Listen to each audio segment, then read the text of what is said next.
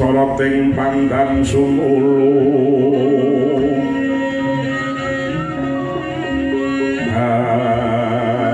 padang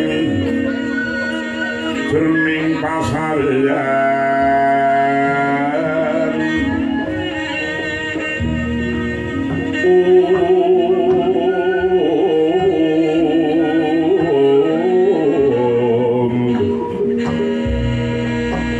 kalingan hangalangan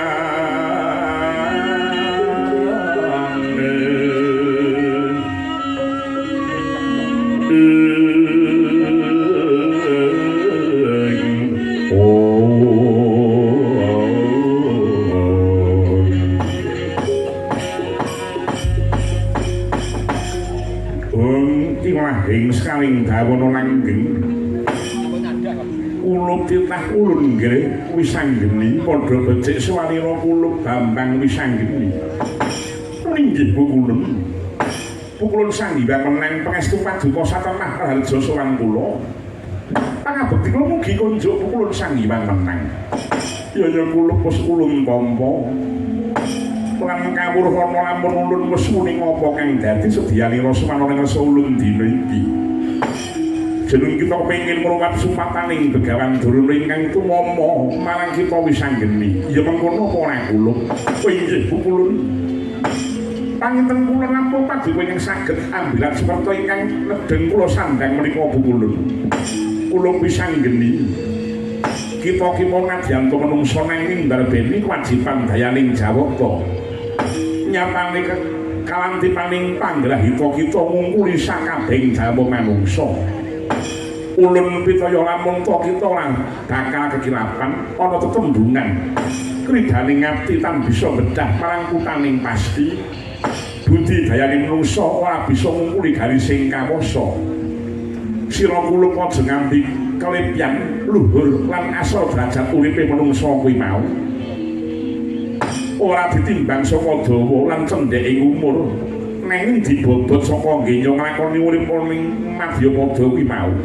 sepira nggone mupangati tumraping jagat raya senadyan to uripe ora suwi nanging yen to uripe piguna tumraping bebrayan agung kuwi luwih utama tinimbang manungsa ingkang uripe suwi nanging tansah agawe kapitunaning sasama kula aja sumelang nggih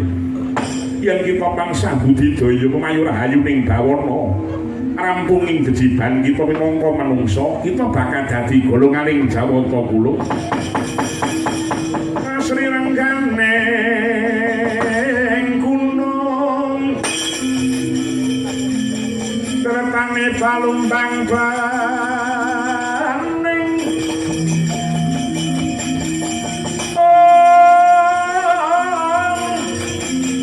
sakar-sakar sinambangan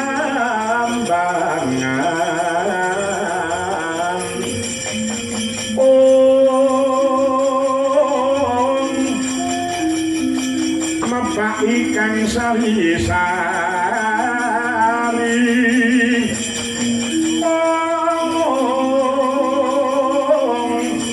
Jaya Taman Ngargosopo Tumiwaning putri mandeli